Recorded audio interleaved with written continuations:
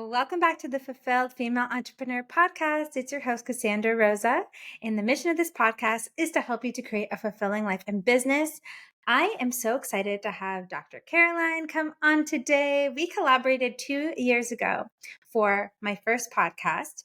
And we recently had a kind of Where Are They Now episode on her podcast. So we're going to leave a link for that to check it out. And it's just been so good to reconnect and to catch up and just to see both of our evolutions the past couple of years.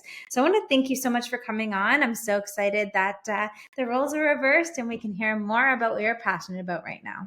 Yes, absolutely. Well, thank you so much. It's an honor to be back again. And like you said, we got to catch up and just what has happened and transpired the last 2 years for both of us. It's amazing how we are always just evolving and really allowing ourselves to just transform and redefine ourselves, no matter what age or stage we are in life.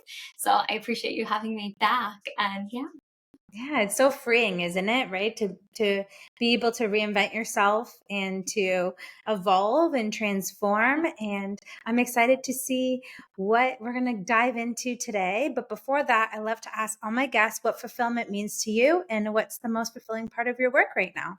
Oh, I love this question. So, yes, what's fulfilling me right now is really just everything I am doing. My husband and I own a solar energy company called Solar All Over, and it's been so fulfilling just educating people because my background in psychology, I loved learning, but then applying and being able to learn all the information about solar and then apply it to what for the homeowners and commercial property owners. So that's a piece of fulfillment for me. The other piece is my channel. So my YouTube channel and podcast, being able to interview amazing individuals like yourself that are just making such an impact in this world.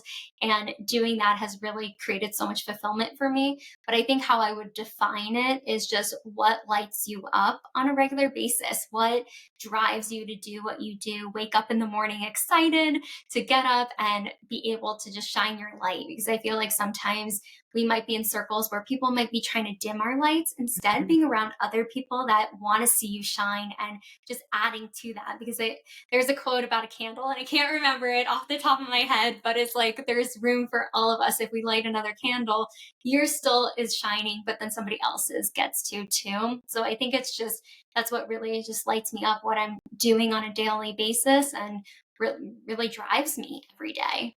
I love that you're talking about your mission is what fulfills you. That's like the amazing kind of way to judge if you are on the right path, right? And Yeah. what fulfillment really means is that whole intertwining of your mission. So that goes to show how aligned you are in this space in your life.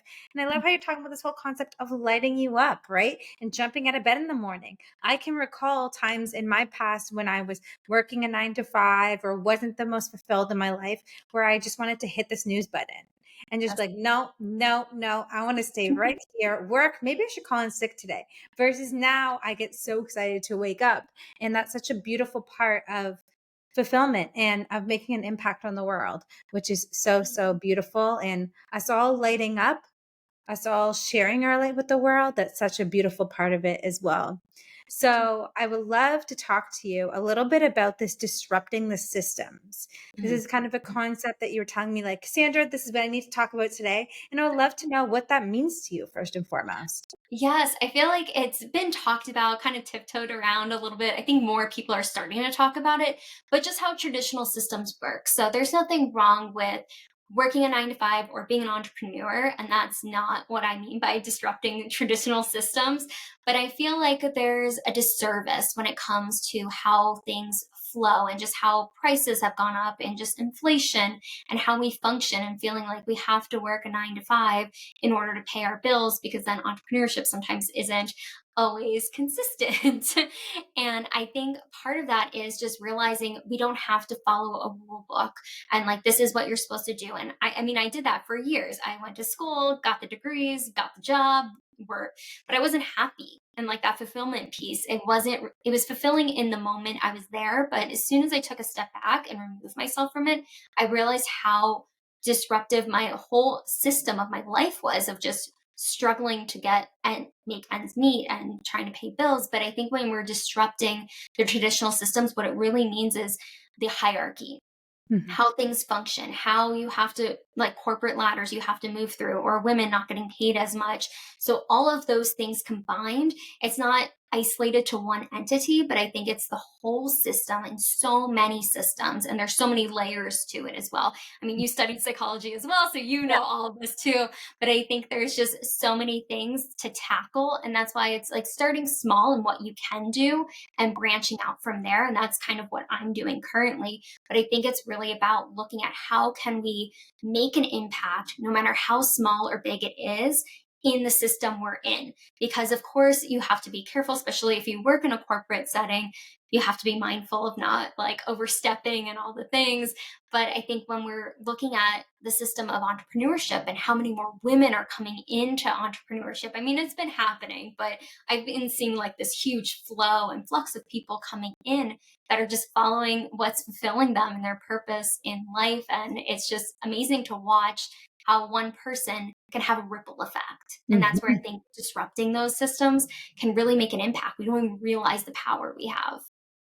Yeah, I love that you're talking about this, about the systems and the way of doing things. And we're almost conditioned to like, I call them the ABCs of success. So, first, you go to school, you go and get your degrees, like step two. Then you get a high paying job so that you feel secure in life. And then you get married, you have kids, you buy your house, right? And then Yep. you retire, right? Like that's the way that society is kind of set up. So, I love that you're talking about pushing the envelope outside of that and disrupting it so you can have more fulfillment. But I'd love to see from you and understand from you, what do you think are the biggest systems that need to be disrupted in here and now in 2024? Where to start? I think it's just even in the workforce because there's so many women personally that I am like very close with, women of color that have been pushed down and not been able to get the roles that they want in corporate. So they have transitioned into entrepreneurship. And that's a huge part of just my mission in life is that diversity and inclusivity. And I don't feel like corporate really has that. Even if it's women owned, sometimes there's like a fine line. I can't speak for everything, just all the people I've spoken to over the years. But I think that's a big part of it. I think government, there's not as many women in government. So just having more women step up, the younger generations, I think they're in the process of disrupting it as well. I think as a society, and then just asking our worth, like what we're worth. Mhm. And I think a lot of women struggle with that. I did as well. And I'm talking like literally to myself like 7 years ago, where I didn't know how to price myself. I didn't want to ask for too much, especially coming from the therapy background. It's like you're in service. So you don't want to charge too much, but you also need to make a living. So I think women struggle with that more than men do Mhm. as a society. But I think that's like one of the main things that needs to be disrupted is just really owning our power no matter what system we're in. And if it's not working, okay, what steps can we take to make it better? And it's a long process. I think it's like everything needs to be kind of like burned down and rebuilt. Yeah, no, I feel you. Like there's so much that has come to light. There's so many systems that are starting to fall naturally, right? Right. And it comes to humanity, to the consciousness of the planet, for all the people that have waken up and be like, you know what? Like this is the way it's been, but I don't want that anymore. And people having their unique opinions and using their voices for good, which I think is so powerful and so beautiful and so needed for people to be able to speak their truth, right? Absolutely. Authentically, and finding more of their authenticity, their purpose, their missions within it. And what do you see in terms of the systems that have come to entrepreneurship? I know you spoke about like the representation of women kind of stepping in there and more entrepreneurs, being focused upon women entrepreneurs. But what other systems have you seen within business that you feel like, okay, this is the time to burn it all down and start fresh and new? Yes, I'm so glad you brought this up because I think it's the masculine and feminine energy. Because there's a lot of women that are alpha and very masculine when it comes to how they do business. And I think there's this big shift that I've noticed in the last year or so, in particular, where there's more people looking at like heart over hustle, like really the flow of things and not running themselves into the ground. Because Yeah. I've burnt out twice in like therapy world and then coaching world. Now I have not, knock on wood, because I have my systems in place. But I think it's just really feeling like you have to continuously work yourself to the ground and work 7 days a week, all Mhm. hours of a day. When it can't, I've noticed more business comes to us when we are in that flow and in that energy, because we're attracting more versus just trying to force something. So I've seen that huge shift. And I, like me personally, because I really focused in the masculine energy of just like, I have to work so much, I overwork myself all the time. And I know so many amazing women that are similar, but they're now like, no, I'm going to take a vacation. No, I'm going to unplug at this time at night. Like just setting those boundaries for ourselves. And I think that's where this shift is happening with so many women coming into entrepreneurship, but then also seeing, okay, this doesn't work for everybody. And everyone's different, everyone has their unique spin. But I think more people are realizing, okay, I don't have to do it this way anymore. There's another way that's easier, more flow, and you can still have a lot of business. Yeah. No, I love that you're speaking to this because I found that even for myself. When I started my business, it was hustle. I had a sales background. I'm going to use the sales background for business, hustling harder.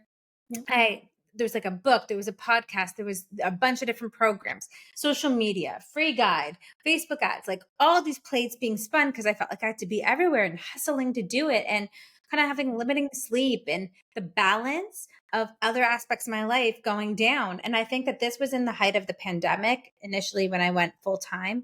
And I found like the ads on Facebook for businesses were like, get your ads out, make a free masterclass, have a 5-day challenge, message everybody in the DMs, right? So, all of that. So, it's been interesting lately as I'm rebirthing and creating this new version of my business, being like, I'm going to find a more aligned way that is co creative, that is balanced of my energies so that I can honor myself and just attract the clients in a different way. So, I find that it's been interesting. I agree with you, seeing lots of people focusing on the feminine side, but I think it's almost finding that happy medium that feels authentic to everybody. Because, like you said, we've been conditioned in the personal development world to follow in the footsteps of people and follow exactly people's systems when yes there can be so much transformation when you have mentors, but when it becomes this whole putting on a pedestal, following every step like it's the Bible type of thing,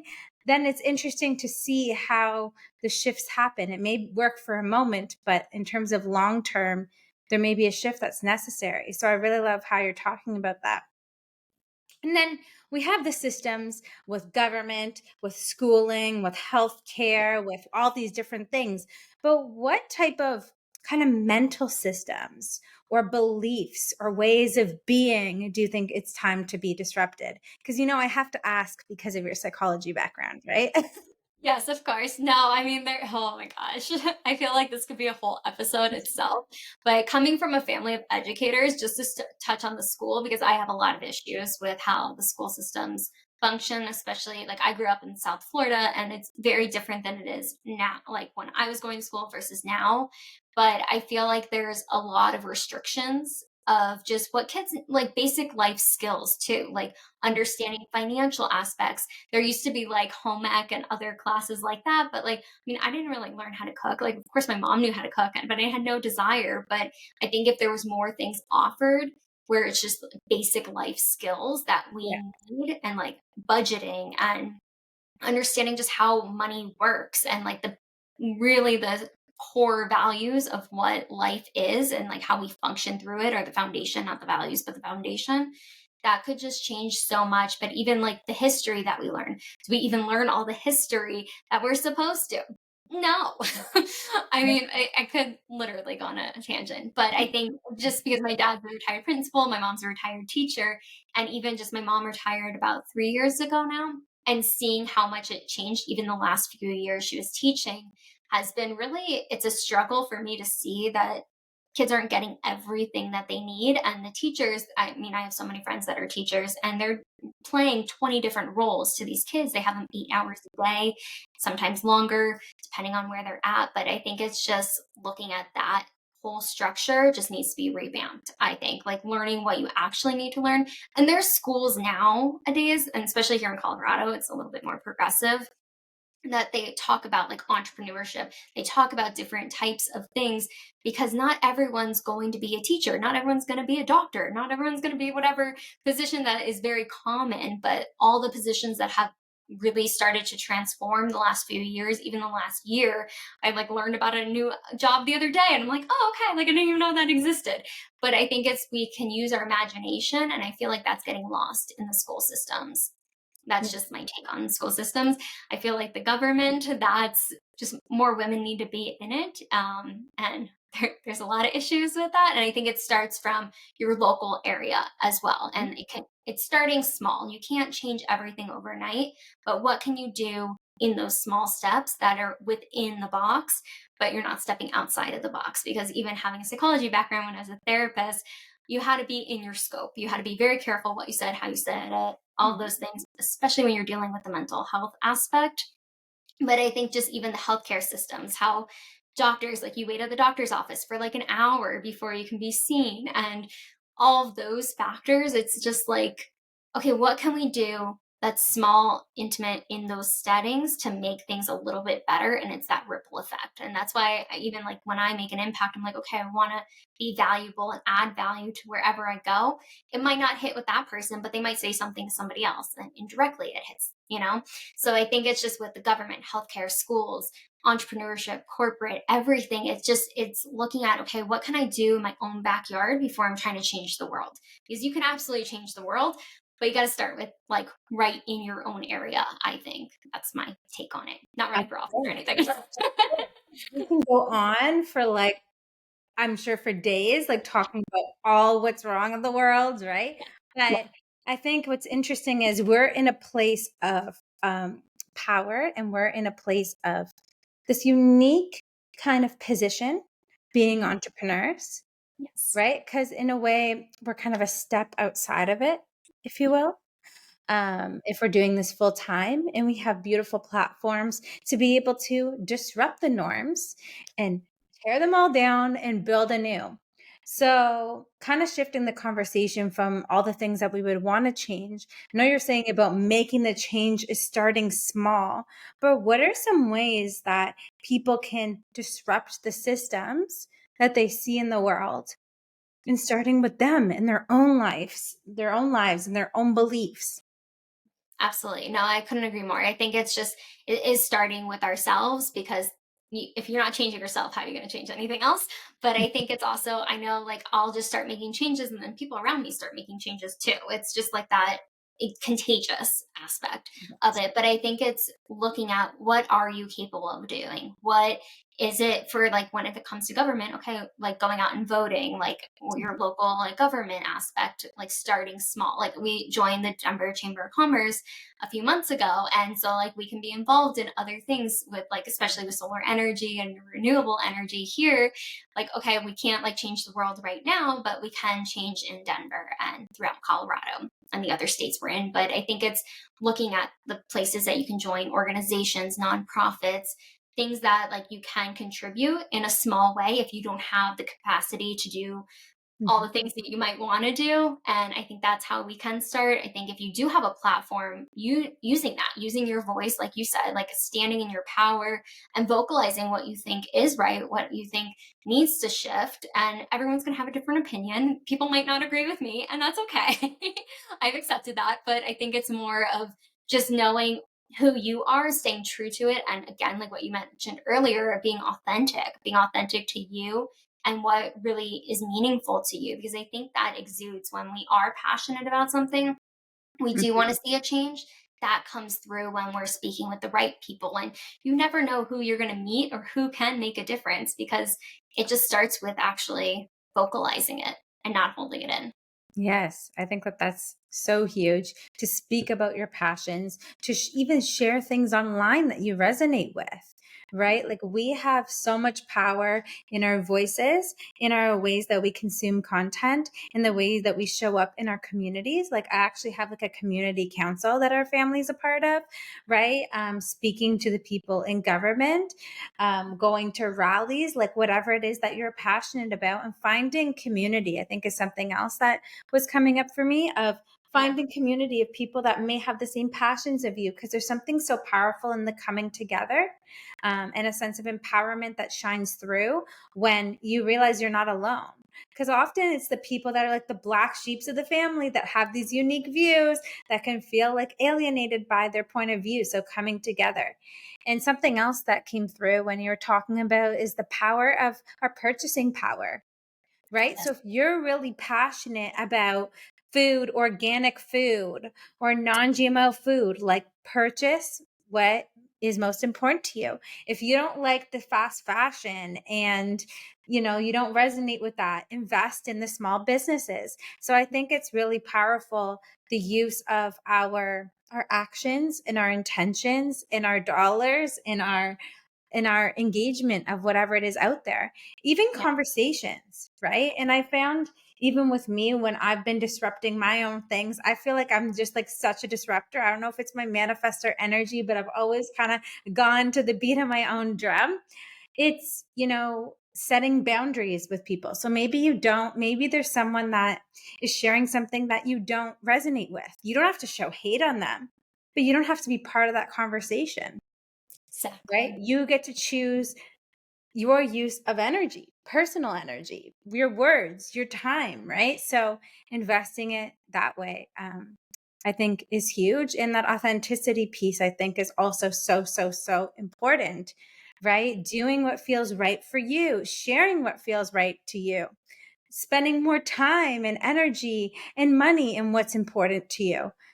So you have that alignment within, and you can share that, and you will show up differently by Yeah. being in that energy of what's true to you. It's like, imagine putting on a pair of shoes and it doesn't fit, and you just keep putting them on, keep putting them on, keep putting them on. And you have a big pairs of shoes on and you're walking down the street and you're falling everywhere, Yeah. right? Yeah. So because I It's true. think in life, I could think of so many times that I felt like I had to go the mainstream path. So, like, I went in insurance because my parents wanted me to, and it didn't feel good.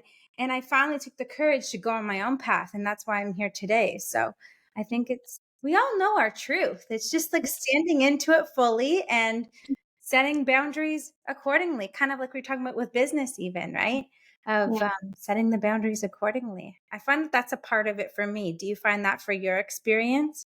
Totally. I think also some people might be scared to like vocalize because I think people are so quick to cancel Mhm. people nowadays as well. So some people hold back their thoughts of like what they truly want to do. But it's like the small things that you said too. It's like, okay, I'm not going to support a business that does this. If it doesn't align with my core values, that's okay. And it's that alignment and being in alignment with that and doing a little bit more research before you go and buy the product or the service and who you're really working with. But again, it goes back to your truth, who you are as a person, what you value, that's going to show up. And the more we eliminate the things that don't align with us, the more it gives room for other things. And then we can co create and have more discussions like this and bring awareness to things that are really true to our hearts and wanting to make a difference. Because I think it might not reach as many people as we want if it's just staying inside of us or not even communicating that. But the more we share, the more we're aware of things, the more we can make an impact and a difference in the ways we want to. I love how you're so impact focused and like ripple effect focused. You use the same verbiage. I love this connection. So you shared so many different ways that people can disrupt the systems and so many different ideas. But do you find that there's like a methodical way that you can kind of go about it, of like maybe understanding what's important to you and like delivering that accordingly? Do you have any insights for that?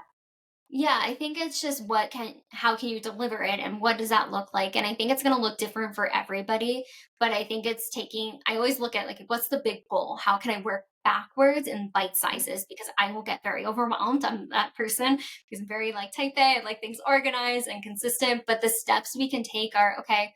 Well, it depends on what the topic is. And if it's, let's say it's about a certain business that doesn't support something we believe in, okay, well, I'm not going to go there anymore. What other businesses support? Maybe if it's like, I don't know, I'm blanking on the topic, but like if it's just very inclusive and welcoming, let's say. So maybe it's a bakery, for instance. I saw a post a long time ago about a business that wasn't serving an LGBTQ couple, so they had to go somewhere else. But I feel like it's finding businesses that are very friendly to that, very open and inclusive. And it's looking at, okay, well, that might be their viewpoints, and that's okay. Everyone's entitled to their viewpoints.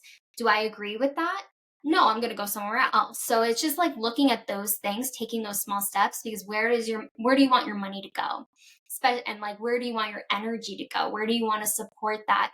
So it's taking it with just your buying power, what you're consuming online as well. So I mean, people do this all the time. Unfollow people that are negative or that are saying things that don't align with you. So remove that from your energy. Like that's a small thing you can do. Look at things that you're really passionate about and believe in, and finding those creators. Collaborate with them. See how you can support them. Maybe they're on a mission. Maybe they have an organization. How can you get involved with that? Whether it's volunteering or just reposting something that means something to you. It's just sharing that and allowing it to continue to take form in a way that is super important and that can make a difference. And I know I keep going back to difference and impact because it's just like that is my focus right now in just life and in general. I feel like it's always been there, but more so the recent years. And I think it's just those small steps that we can take and really identifying what we're doing and how we're doing it, the psychology behind it as well. Because I don't think we're so aware of those things sometimes. Mhm. Yeah, no, it's true with our scrolling of algorithms of be putting in front of us all the time. Sometimes we lose sight and things we don't align with.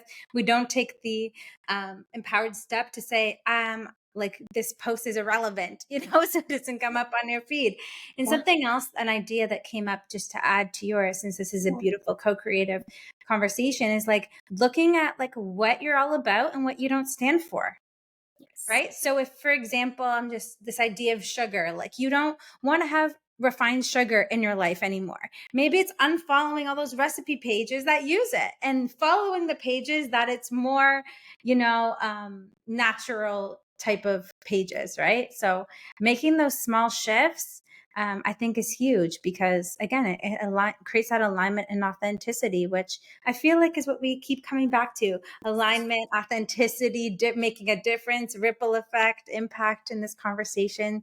So it's been so good. And I want to thank you for this beautiful conversation. And I want to invite you to share about your beautiful conference that you're creating. Yes, thank you. I'm so excited about it. So it's called Start Here Conference. Myself and two other powerful women came together. We kind of all had a similar idea, but we just came together in March, and then April we started planning it. It's going to be in the fall. We're super excited about it, but our mission is really to curate inspiring experiences, foster local collaborations for community building, and to facilitate global connections. And we really want to redefine those traditional systems by infusing it with feminine energy and alignment, where we can really come together. And it's a 2 day, I was going to say retreat, but workshop conference kind of thing. But it's really packed. We really have no keynote speakers. It's about really each person that's facilitating is giving tangible tools so you can walk away with it. Because we all three have been to conferences where super excited, really hyped, and then they tell a personal story, which is great, but then you don't know how to apply that to your business. You don't know what the next steps are. So that's kind of how we're redefining what a conference looks like in the masculine energy versus how it looks in the feminine energy.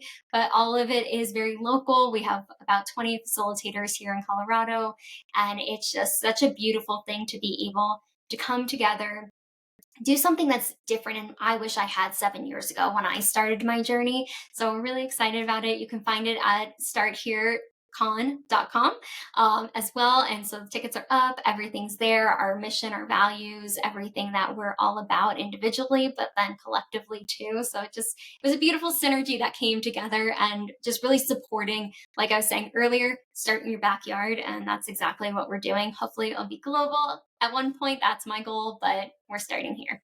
I Just like, love it.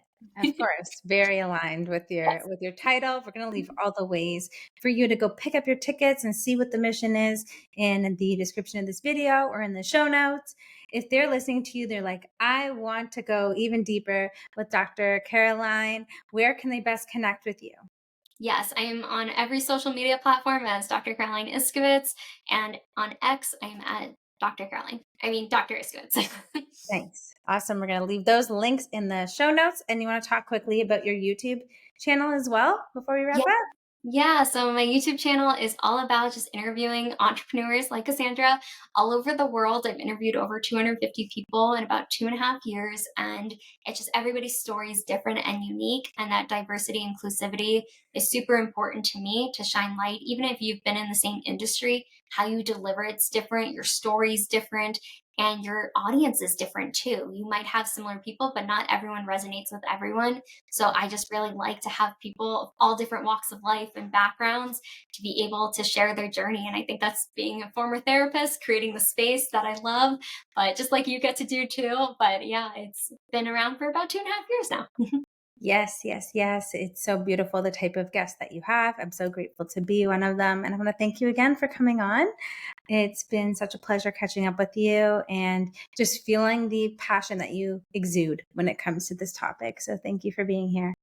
Thank you for having me. It was such an honor, and thank you for giving me the space.